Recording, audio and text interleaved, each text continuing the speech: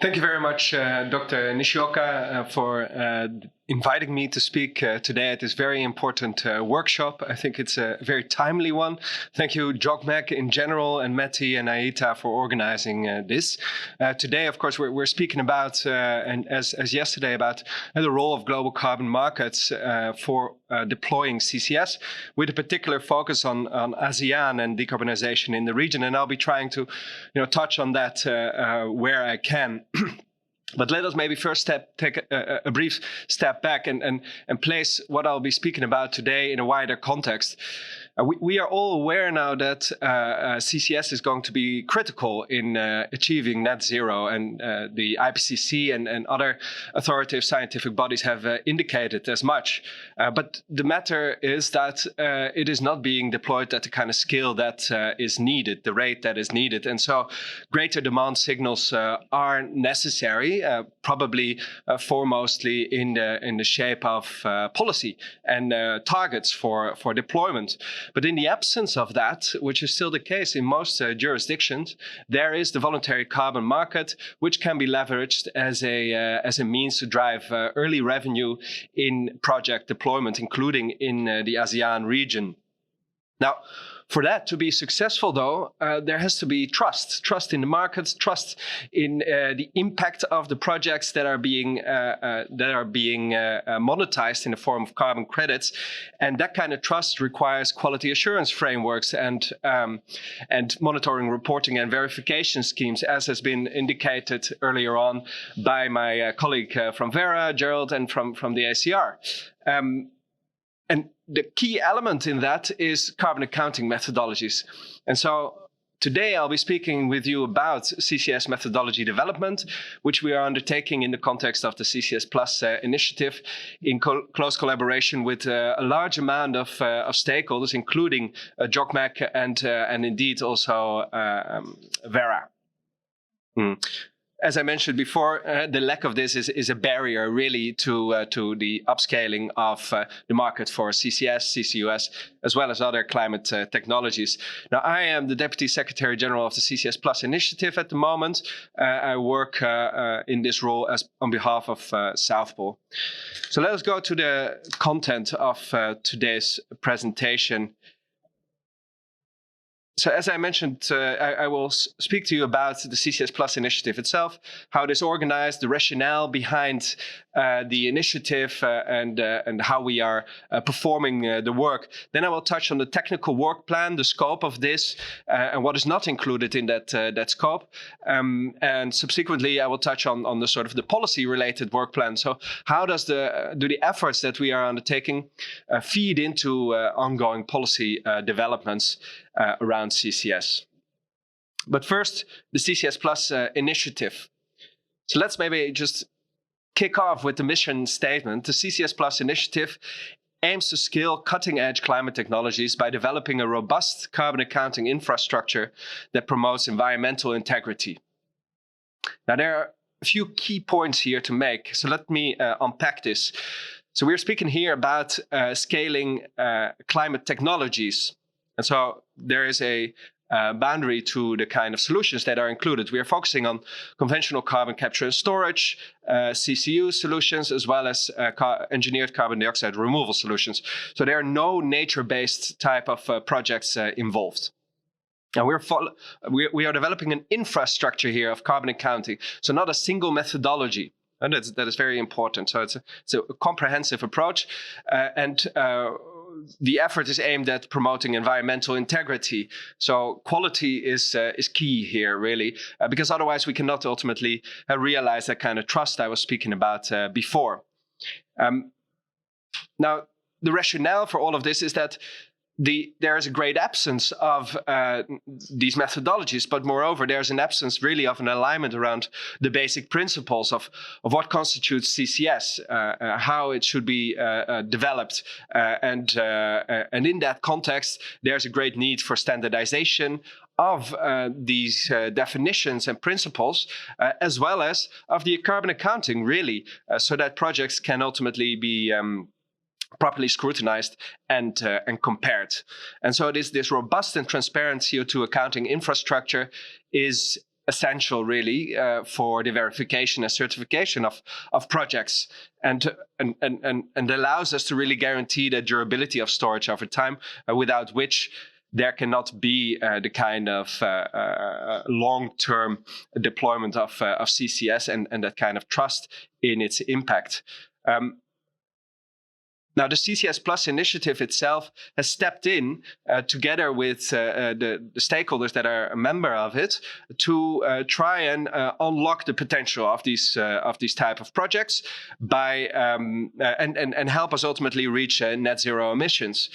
Now, we do this in a way whereby we are developing these accounting methodologies in a way that it is focused on the specific solutions at hand and in a kind of modular approach. Now, I will touch on that a little bit later on, but ultimately the key here is to understand that these methodologies, they will help with the measurement of the impact and monetization thereof, so that such projects can attract capital. And we believe that this is the right kind of approach that we are taking, because we are taking such a collaborative approach involving a lot of ongoing scrutiny, and we are creating a public good. So even though we are indeed working together with Verra at the moment, once these methodologies are finalized, they will be released and they will be out there to be used by other standards as part of their efforts, as well as by regulators. And we are developing. We have a dedicated work stream that helps facilitate that wider uptake. Now, the governance in which we sort of try to develop all of this highly complex work is formed by what you see here. I will just briefly touch on it. So the key here are the working groups. So that is where all the sort of the hard work is taking place, where people are in the trenches developing these methodologies.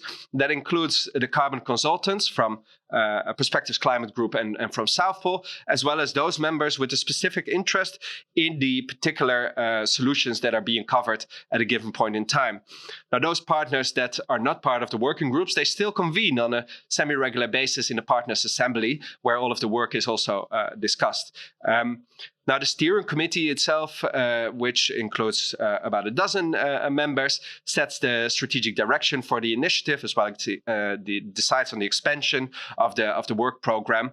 And then there's an advisory group that scrutinizes all the work that we are doing and ensures that kind of check on what we are doing. Now, as the secretariat, again formed by Perspectives and South Pole, we manage this initiative. Here a brief overview of the members that we are currently working with. It's a diverse group, as you can see. It is largely informed by the current focus of the work, which is really heavily on conventional CCS. And I expect greater diversity or the diversity to increase as we focus on new pieces of work, such as CCUS kind of solutions. But let's go to the heart of what we are doing. And that is the development of a carbon accounting infrastructure, really. And this is an overview of our current work program as it stands. And what I would like to outline here really is that we are taking a modular approach. So there are overarching modules and cross-cutting. This is a guidance and principles document that sort of seeks to anchor all of the work in a common agreement around how we understand many of these processes and type of projects and how they should be approached from a carbon accounting point of view. Then there are the methodologies, 2 of them, specific tools that are cross-cutting. And then there are the kind of, I would say, the project value chain modules. They look at the capture piece or the transport piece or the storage piece. And so this is how the infrastructure is effectively set up, a modular approach, as I mentioned. And there's good reason for that, which I will touch on later on. But primarily what it allows is a kind of plug and play approach by project developers who have specific projects that they need to, of course, seek to align with this infrastructure. And what it also allows is us to expand this infrastructure over time by adding specific part chain solutions in the capture or the transport space or the storage space. We are taking a staggered approach for the development of this because it's a lot of work, it's complex, and we need to be able to do this in a way that takes into account the resources that we all have, of course. So let me just go to the next slide to outline in a bit more detail how that infrastructure looks like in practice. So what you see here is really the way that the two frameworks that we are currently developing and the modules they're under and the tools, how they interact. And so the key here is frameworks, right? So what we are developing is methodology frameworks. And these frameworks, they include a methodology, they include specific part chain solutions in these modules and tools that are particular to that methodological framework, and they have shared modules and tools between them. Now, in this case, we are talking about shared modules in the capture space, in the transport space, and in terms of the tools. Of course, they have the CCU plus methodology framework, which looks at long-term utilization or product mineralization efforts effectively. Does not overlap with the storage modules, which are in the CCS methodology framework. Now, the staggering of the delivery of the work, at least for work package 1A, which you see outlined here, is as you can see, across 4 different batches. The first batch is about to go for a consultation soon, and other batches will follow thereafter.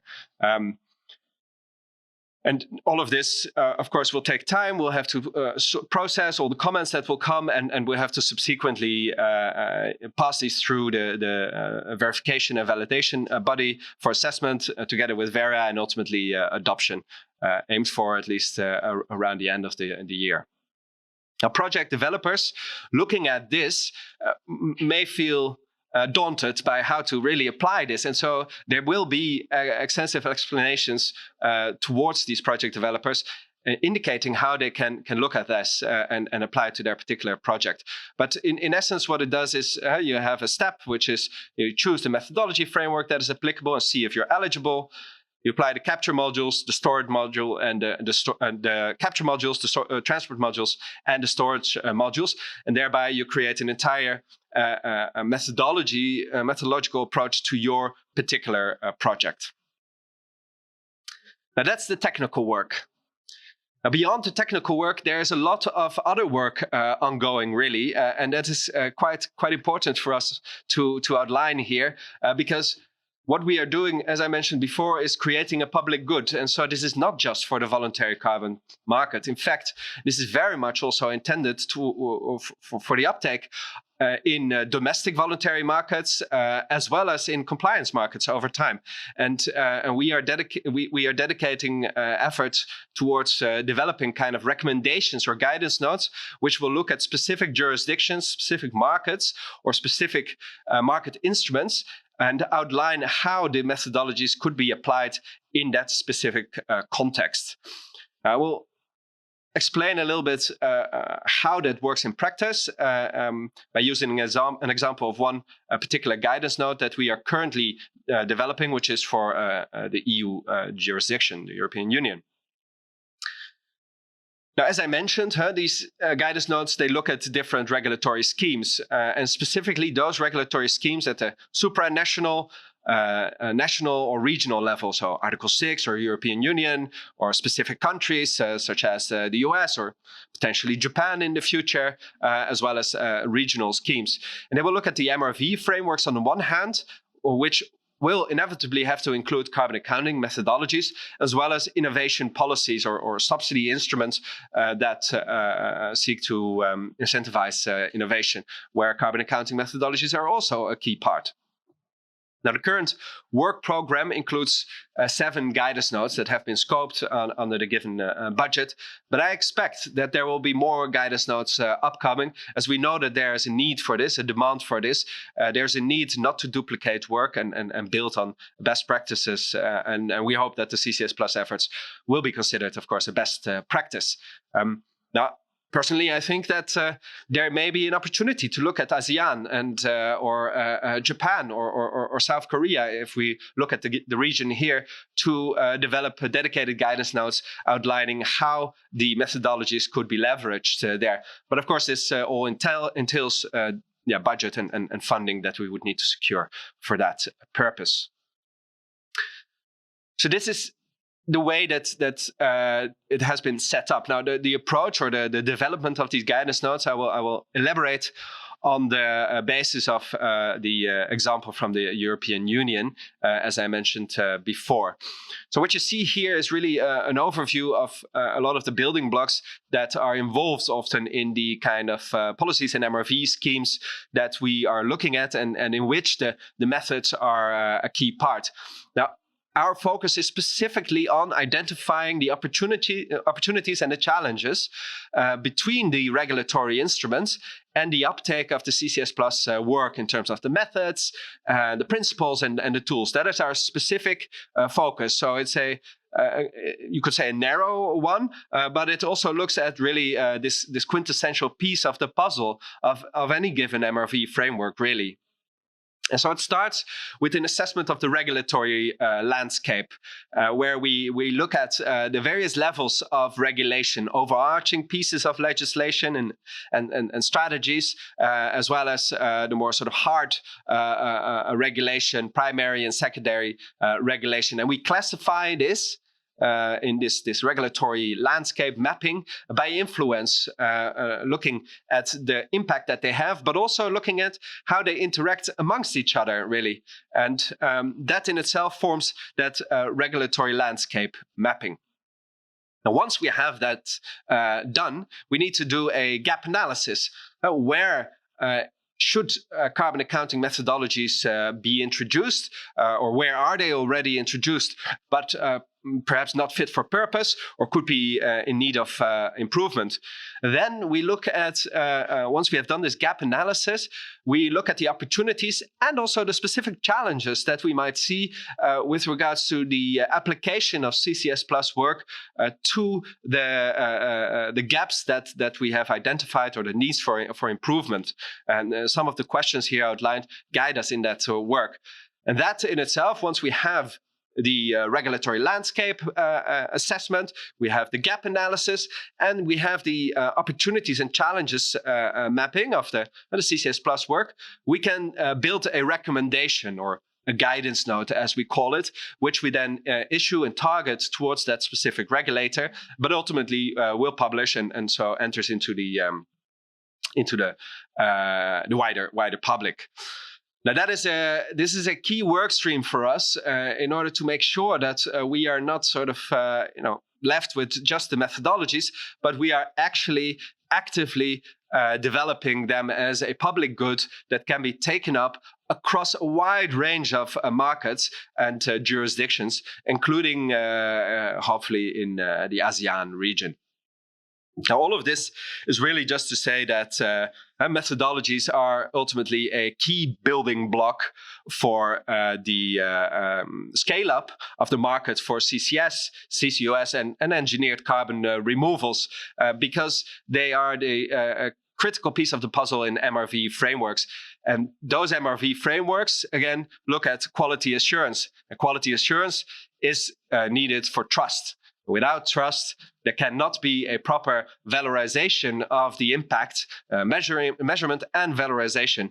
And so you can see, therefore, how carbon accounting methodologies work their way through all the way to ultimately the value of a given project, and help unlock the scale up of these critical solutions for reaching net zero. I would like to keep it to this point and open up the floor for questions. I've just outlined here my contact details. Feel free to reach out, of course, either to me directly or to the CCS Plus Secretariat. Thank you very much. Thank you, Christiaan. Thanks for your presentation. Yeah, I think modular approach is unique and fit for complex projects like CCS. And I also understand that it requires both of technical and policy expertise. Well, I have received some questions for you. Number one, in ASEAN, countries that do not have CCS legislation, how can they get involved in CCS Plus initiative efforts? Yeah, that is an excellent question. And the way that I look at this is in the context of these guidance notes that I just mentioned, is that we might look at three different categories really of countries or jurisdictions.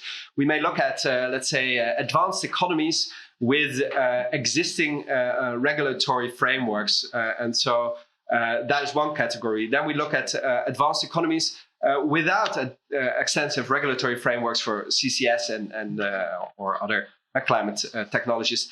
And then the third category might be developing economies with or without existing regulatory frameworks. And so in the context of ASEAN, there will be a big difference between all of these jurisdictions in terms of the, let's say, category they might fit in.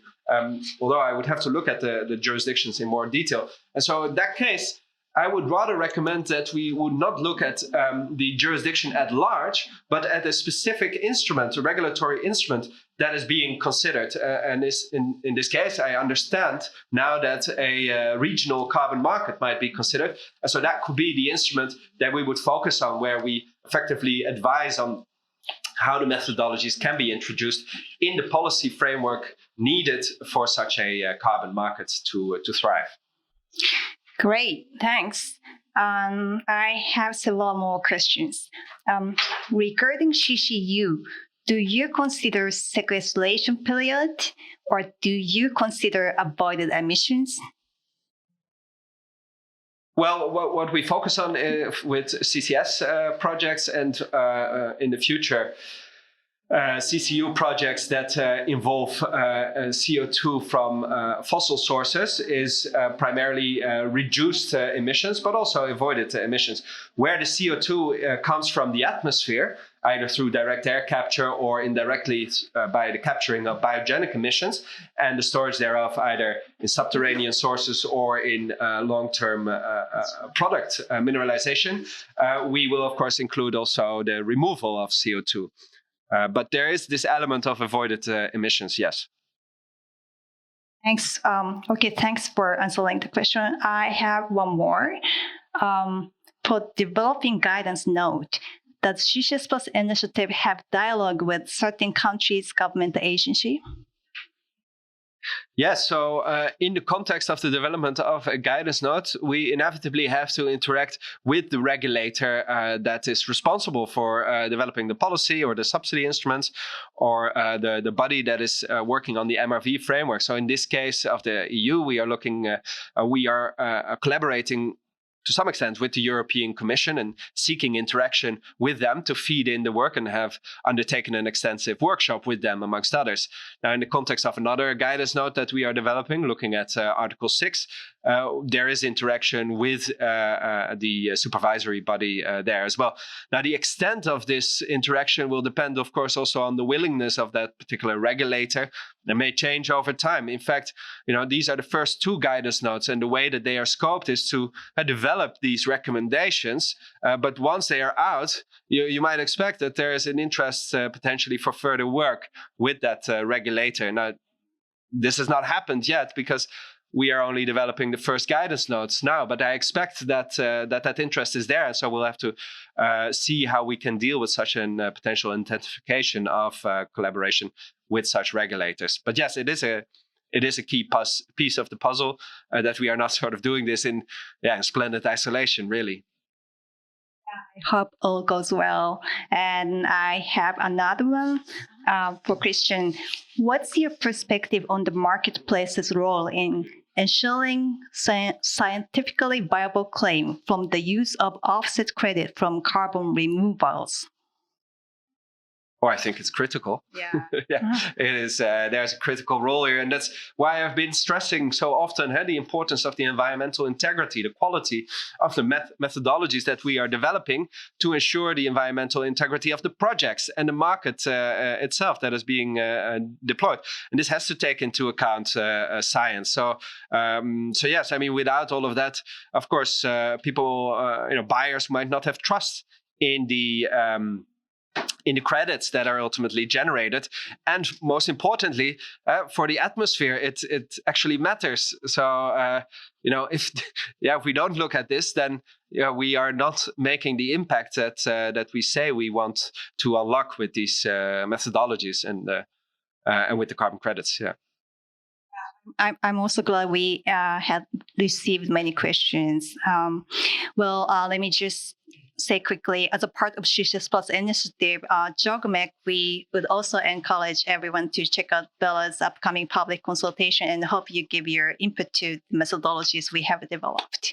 And I'm sure it's coming very soon. Okay, so we are moving to next presentation. Thank you very much, Christiaan. Thanks a lot. Thank you, Dr. Nishioka.